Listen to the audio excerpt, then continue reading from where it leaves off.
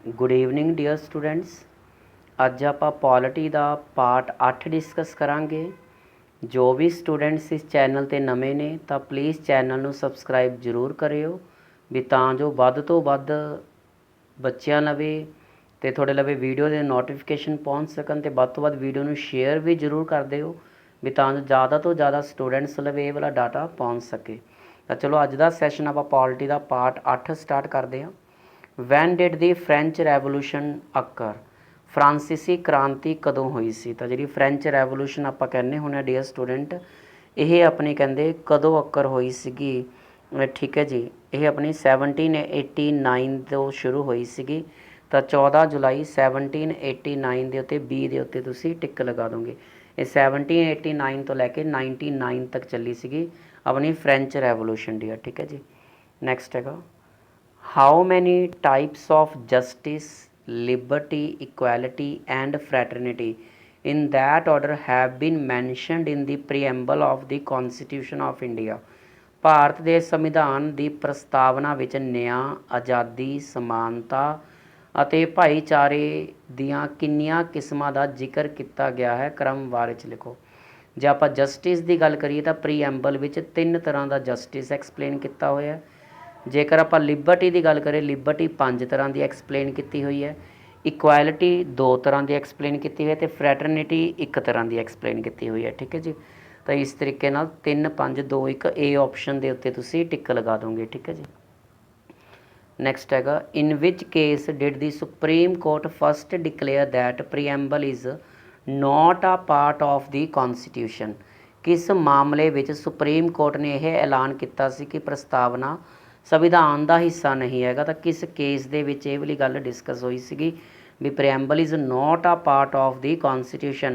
तो इसका सही आंसर है बेरूबरी यूनियन केस 1960 का केस है। तो अपने को ए ऑप्शन के उत्ते तुसी टिक लगाओगे। ठीक है जी। नैक्सट है in which of the following cases the supreme court regarded preamble as a part of the basic structure of Indian constitution.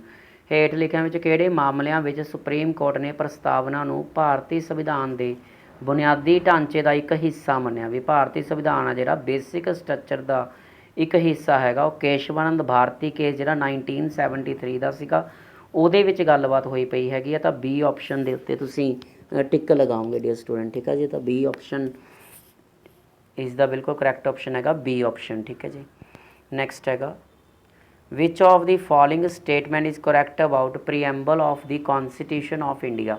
Bharat के संविधान की प्रस्तावना बारे हेठ लिखिया विचों किहड़ा कथन सही है। तो इसदा मैं सीधा ऑप्शनां नहीं दस्सिया, काफ़ी बड़िया ऑप्शन सीगा, इसलिए सीधा आंसर लिखता preamble is neither enforceable nor justifiable in a court of law. प्रस्तावना कानून की अदालत च ना तो लागू करन योग है तो ना ही न्यायोग है। मतलब ना तो इनू लागू किया जा सकता है प्रस्तावना नूं, तो ना ही ये बेस से थोड़ा न्याय मिल सकता है, ये बेस से तुसी केस कोई नहीं लड़ सकते हैगे। तो इसका सही ऑप्शन है preamble is neither enforceable nor justifiable in nature dear. ठीक है जी। नैक्सट है which among the following is the correct expression of the term secular in India. तो भारतीय धर्म निरपक्ष शब्द का सही प्रगटावा की है। जो अपना सैकुलर शब्द है भी अपना जो भारत देश है वह अपना कोई धर्म नहीं है। सुखना धर्म तो बथेरे ने बट इंडिया का कोई अपना धर्म नहीं है। There is no religion of the state in India. Bharat राज का कोई धर्म नहीं है। ठीक है जी। ये सैकुलर का मतलब होता है। नैक्सट है India is a republic means Bharat एक गणराज है। इसका मतलब की है there are no hereditary rulers in India. तो मतलब एक ही फैमिली के परसन ही नहीं रूलर बनते हैं, चेंज होंदे रहंदे ने। जनता जिसनों वोट पाऊगी वह वाला बंदा रूल करना स्टार्ट कर देगा। ठीक है जी। इनू बोलते हैं गणराज है डियर भी उरे कोई हैरीडिटरी रूलर नहीं हैगा। ठीक है जी। There are no hereditary rulers in India. Bharat में कोई खानदानी शासक नहीं है। ठीक है जी। नैक्सट है what does article 360 of the constitution of India provide with. भारतीय संविधान का आर्टिकल 360 की प्रदान करता है। तो आर्टिकल 360 के विच अपने को फाइनैंशियल एमरजेंसी डिस्कस की गई है जो प्रेजिडेंट ऑफ इंडिया डिकलेयर करता होंगे अंडर आर्टिकल 360 फाइनैंशियल एमरजेंसी होंगी है। ठीक है जी। अंडर आर्टिकल 352 352 नैशनल होंगी है। 356 डी स्टेट एमरजेंसी होंगे तो 360 अपनी फाइनैशियल एमरजेंसी होंगी है। ठीक है जी। नैक्सट है which article of the Indian constitution deals with the definition of money bill. भारतीय संविधान की किहड़ी धारा मनी बिल की परिभाषा नाल संबंधित है डियर। तो मनी बिल अपना article number 1110 110 article which money bill नूं एक्सप्लेन किया गया है। तो 149 का अपने को आंसर है डी ऑप्शन। ठीक है जी। 110 आर्टिकल 1110 तो 10 रुपये का नोट होंगे, इसलिए मनी बिल नूं तुसीं 10 रुपये का नोट कह के तुसीं याद कर सकते हो 110 आर्टिकल। ठीक है जी।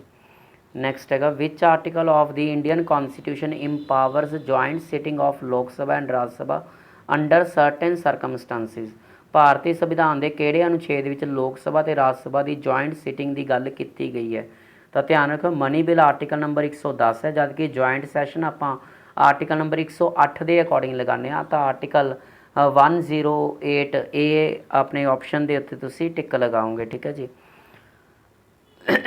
नैक्सट है the 11th schedule of the constitution is related to which of the following. तो जी संविधान की 11वीं अनुसूची है वो की एक्सप्लेन किया। तो जो 11th शेड्यूल है अपना वो पंचायतों एक्सप्लेन किया हुआ है, पंचायती राज नूं। तो 151 का बी ऑप्शन आ जाएगा। तो अपने को 11th शेड्यूल के पंचायती राज नूं एक्सप्लेन किया हुआ है। ठीक है जी। नैक्सट है दी 10th schedule of the Indian constitution deals with, बहुत फेमस है जो अपना 10th शेड्यूल है डियर स्टूडेंट, ये अपना एंटी डिफेक्शन लॉ कह रहे हैं कुछ। तो anti defection law Rajiv Gandhi के समय मतलब पास होया सीगा एंटी डिफेक्शन लॉ डियर। ठीक है। तो ए ऑप्शन के उत्ते तुसीं टिक लगाओगे। नैक्सट है which part of the constitution contains provision relating to citizenship. संविधान के किहड़े भाग विच नागरिकता नाल संबंधित व्यवस्था है। तो नागरिकता अपने संविधान के पार्ट 2 दे विच डिस्कस की हुई है। तो सी ऑप्शन पार्ट 2 के उत्ते तुसीं टिक लगाओगे। ठीक है जी। सी ऑप्शन के उत्ते।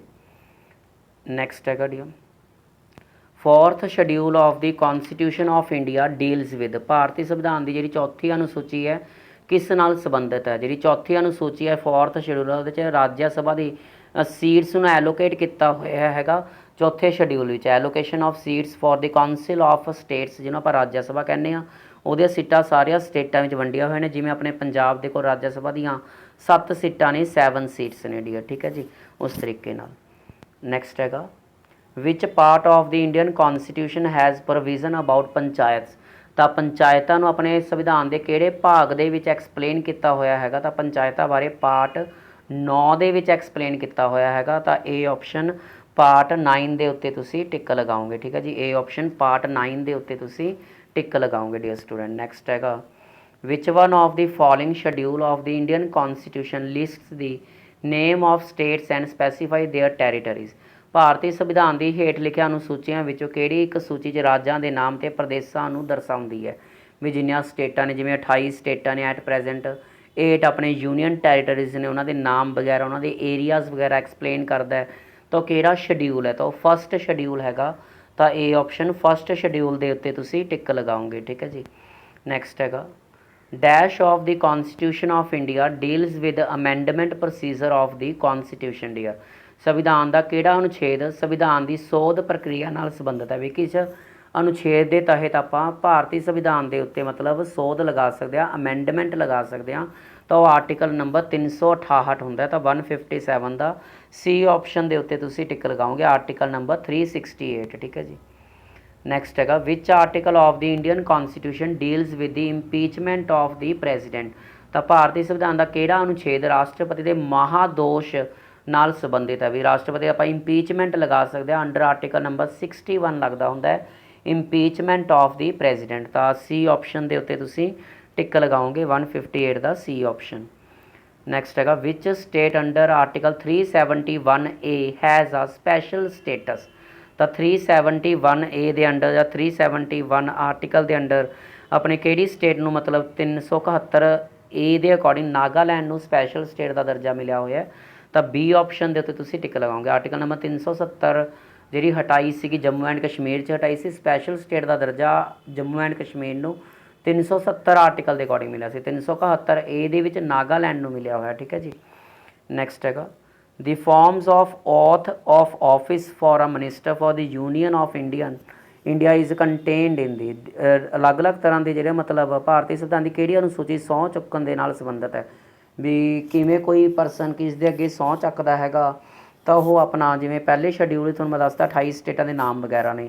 ਸੈਕਿੰਡ ਸ਼ਡਿਊਲ ਦੇ ਸਭ ਦੇ ਸੈਲਰੀਜ਼ ਡਿਫਾਈਨ ਕੀਤੇ ਹੁੰਦੇ ਨੇ। ਥਰਡ ਸ਼ਡਿਊਲ ਦੇ ਵਿੱਚ ਡਿਫਰੈਂਟ ਟਾਈਪਸ ਆਫ ਓਥ ਵਗੈਰਾ ਡਿਸਾਈਡ ਕੀਤਾ ਹੁੰਦਾ। ਤਾਂ ਥਰਡ ਸ਼ਡਿਊਲ ਤਾਂ 160 ਦਾ ਸੀ ਆਪਸ਼ਨ ਦੇ ਉੱਤੇ ਤੁਸੀਂ ਟਿਕ ਲਗਾ ਦੋਗੇ।